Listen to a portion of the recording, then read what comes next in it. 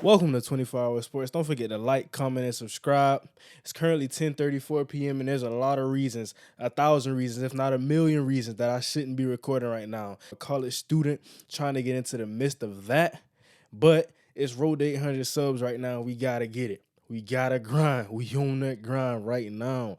And I can't get there without hard work, without moments like these. And that's what this channel is going to be built on. That's the foundation of this channel. Hard work, determination, and grind. So with that being said, this is the first episode of my playoff deep dives. And I'm looking at Tampa Bay versus the Dallas Cowboys. And if you want to see other deep dives of other playoff matchups, just make sure you run up this video and we're going to get it out for you. But without too much talking, let's roll the tape. Okay, so like I said, this is a deep dive. First, prefacing this, I want to say this game is closer than a lot of people think. On paper, Dallas should win this game going away. Tampa Bay has been an up and down team. They've struggled offensively. At times, they've struggled defensively. There is no reason that the Dallas Cowboys shouldn't be heavily favored in this game. But like I said, it's the Dallas Cowboys. We know what they do. We know what they expect out of Dallas. And the first thing I want to say is, Mike McCarthy, your job already on the line. And it's going to really be on the line. It's going to be gone if you keep running trick plays like you ran right here. Rule number one in the playoffs, no trick plays. The trick plays, they don't work for Dallas. They don't trick anything. The only thing that tricked me with Dallas was thinking y'all was a good team. That's the best trick play of the season. Key thing on this play right here, look at the matchup between Carlton Davis and CeeDee Lamb. Carlton Davis gave CeeDee Lamb a hard time in this first matchup. Carlton Davis has missed the last 2 games for Tampa Bay, but by all accounts, he says that he's ready to go and he expects to play Monday. So that's who I want to see matched up on CeeDee in that slot. Looking at this secondary, I think the secondary all around is one of the best in the NFL. They match up pretty well with Dallas's receiving core. And, you know, a lot of people, the knock on Tampa Bay is that they don't pressure the quarterback. They don't get sacks. Shaquille Barrett being out for the season, they just lost a lot as far as pass rushing production. But I think that's a bit of an overreaction. I think they can still get after the quarterback. I think they're going to get after Dak Prescott.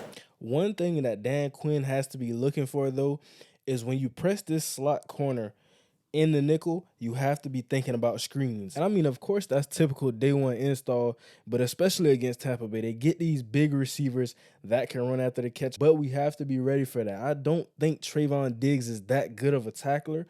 And anytime you can force him to have to make a play, whether it be the run game or the passing game, make sure you attack that play. Right here, they do just that. Quick, short passing game. Just got to be ready for that. I'm showing both sides. I'm keeping this objective because I want everybody in the comments to let me know who you rocking with from this game, from this deep dive. And right here, I'm still concerned with Dak Prescott. I think it comes down to do I trust Brady or do I trust Dak? And I can't really trust Dak because leading the league will tie for the lead in interceptions when you miss 4 games. And looking right here, I mean, what are you seeing? What does Dak Prescott really see? If you're throwing this, you can't be throwing this ball with any type of anticipation because we see the linebacker get into that hook zone. So do you not see the linebacker there? And there's just 3 red jerseys and there's 1 CeeDee Lamb. I can't ride with this decision, Dak. But to just go into that a little bit, we like to see Tampa Bay. They run a lot of cover 3. They run a lot of Tampa 2. And it's because they have those really athletic middle linebackers. Levante David, one of the best coverage middle linebackers. Devon White, a guy who can run in space. And we see that a lot. I think that's what we're going to see against Dallas.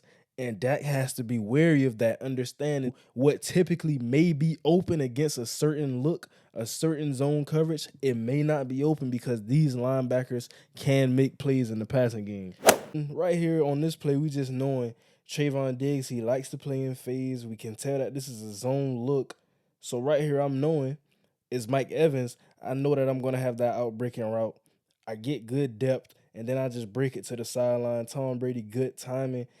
And it's going to be hard for Trayvon Diggs to be able to make a play on this, knowing that you're playing in phase. So you have to turn and then break on this ball. That's a tough task to ask out of anybody. So he has to be ready for those out-breaking routes. But at the same time, if we get the protection that we need for Brady, we can easily turn this to the sideline and then bring it back up. Don't be surprised if you see a route like that from the Tampa Bay Buccaneers, from Mike Evans, to get a shot off. And it's going to be interesting to see how the injury report looks for Tampa Bay's offensive line as we get closer to Monday. But you can't do this. I don't care who you had out there, Trent Williams, David Bakhtiari. You don't want to leave them one-on-one with Micah Parsons too often because he's going to do this. And a lot of teams have wised up. They've schemed against Micah Parsons this season. But don't go back to this, Tampa Bay. But we just don't want to leave him one-on-one because he's going to win that. He can wreck the game. Who's going to step up for Dallas? Is it going to be Dante Fowler, Sam Williams, DeMarcus Lawrence? Who's going to bring that pressure? Because the Cowboys, these last few games, I don't think they've gotten after the quarterback. I don't think they've been as suffocating as they were to start early on in the season. And what I really want to see from Dan Quinn is to be aggressive. Like I said, bring pressure up the middle. If you can with Micah Parsons, if you have to stun him, if you have to stand him up and roam him, or bring him from the off-ball middle linebacker position, do that because we see you can't fool Tom Brady. Right here, they come out with a cover 2 look, and as soon as that safety who's playing is the middle of the field, man, as soon as he turns his head, the ball is going. And it's hard for Leighton Vander Esch or the other guys playing hook zones to crash into the middle of that. He knows that before the play happens, and we can't do that. So we got to play face up. We got to show him our looks. Don't be scared to show Tom Brady your looks. Bring pressure. It don't matter if he can make the read because he not going to have time to make the read. That has to be the thought process. Play aggressive. And I think defensively, Tampa Bay has to be feeling really good about themselves. They've played solid throughout the season, although they've had a horrible, inconsistent offense with Brady and those guys. But something I just want to shed light to, and this is something Devon White has to be thinking. If it's a third down situation, this was a third down play right here, and I see Tony Pollard in that backfield. Coach, please let me go. Please let me go. Let me blitz. Because Tony Pollard is not a good pass blocking running back. And coaches, we have to identify that. If it's third down, we see Pollard in the backfield, we gonna blitz. Because either he has to be the hot read or Dak Prescott is going to get smacked in his face. And I won't be surprised if we see in a situation like this, man up, because like I said, they match up well, so they can run man without having to worry too much against these guys. Man up, let Devon White blitz, let Levante David cover the running back, and you should be solid in a position like this. I think that's a look that they're thinking about, that they have to go to. And for Dallas, CD has to be the man this week. I need at least 120 plus. That's what we're going to need because we don't know what the running game going to be. With Dallas, I don't really think there's an identity. They can run the ball, but one week they run it, and then one week they don't run it. So I'm not really sure what the mindset is, what the mindset will be Monday. But I can tell you one thing was that I want to see. Let me get CeeDee Lamb in the backfield. I've made the joke, I've made the take that the Cowboys have 3 running backs. CeeDee Lamb is not really a running back, but he can run after the catch. He can get mismatches out of the backfield on routes. We need to see that because maybe we can get a Winfield, a Devon White, a Levante David. None of those guys really matching up with him. Like I said, Carlton Davis, I believe that's your best matchup for CD. Any way that we can get somebody else on him. And due to the fact that the Cowboys really didn't have it going offensively in the game against Tampa Bay, I wanted to look at a team who I thought who was slot heavy, who had a slot receiver that had heavy production, who was the focal point of the offense and the focal point for the defense. And that brought me to the Los Angeles Rams. In my previous video where I did a look at CeeDee Lamb, I said a guy who he reminds me of is Cooper Kupp, and I had to check it out. So right here, how do we get Cooper Kupp involved? Because Dallas and Dak Prescott, they have to be thinking of these same things. Right here, we got an empty set. The Tampa Bay is running cover 3. It's a horrible look against this formation because the seams are very weak. Either the nickel or the inside corner has to carry that up the seam because he doesn't have any work in the flat. If we got time for this guy to come across on that drag route, then we already in trouble from the jump. but we got to carry that up the seam a little bit more. And if anything, I would be okay with coming up and tackling, but to have my middle of the field safety worry about both seams, that's kind of tough on them. Right here, this is another cover two look, Tampa two look.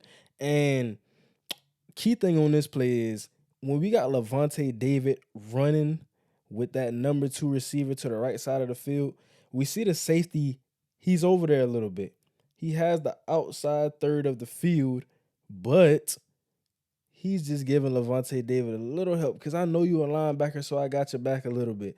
Cooper Kupp, we not hitting that ball because we see that corner getting depth. But if we can get the matchup, if we can run a route combination, that we could just isolate that safety and CeeDee Lamb, that can also cause in trouble. Right here, Matthew Stafford doesn't hit it, the throw. Actually, we might see that from Dak. That is very comparable to what we may see from Dak Prescott. But it's a good read, and it could be a first down if we get a good ball. But you see the thought process of what we're trying to do here. How can we get guys open? Right here, just another suggestion, something that Dallas could be looking at that they've probably already watched a million times on film. We see the corner to the right side of the field. It's cover 3, but we see him chasing down a little bit, biting down on that over route, and that allows Cooper Kupp to sneak out the back door. Great route.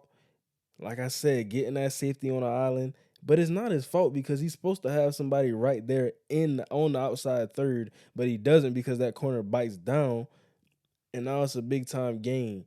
But that could be some of the same things that we expect to see from Dallas. I would be looking at this, seeing what gets them, what route combinations, how can we find CeeDee Lamb even against the zone in a one-on-one matchup. If I know that if I know that corner's gonna bite down like that, hey, mm, mm, mm. But overall, looking at it though, I think I feel comfortable, especially with Tampa Bay being at home. I feel comfortable that this will be a close game. And if it's a close game, I got to ride with Brady. One thing I want to see out of Tampa Bay is tempo. They got to go fast. If you don't go fast, you find yourself in a position where Dallas can outplay you. But it's going to be interesting to see because I think these are two inconsistent teams. I didn't see what I needed to see from Tampa Bay against Atlanta when Tom Brady played early on. I didn't see what I needed to see against Washington from Dallas. So it left me with a bad taste in my mouth for both teams. And I don't know what version of either team I'm going to get on Monday. Just looking at the film, that's all I can talk about. That's all I can think of. And based on the totality of the season, I would have to ride with Brady, especially being home.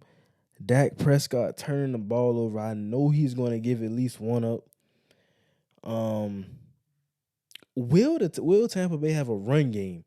That's the most interesting thing. The worst rushing team in the NFL, but in the opener against Dallas, they ran the ball well. Dallas cannot stop the run. Leighton Vander Esch's eyes are so bad. I've watched him and I see the talent, but the eyes are worse than anything. It's like he's going blind on the field. So that being said, with that, if you got anything else, anything you want to talk about, anything that's going to be important or key in this matchup, let me know. Please let me know. Let's talk about it in the comments. Like I said, it's a deep dive. I want to look at everything and really think it through rather than just going out and making a wild prediction based off a record, based off a team I like. I don't want to do that. So, yeah, you know, I got to ride with Tampa Bay in this one.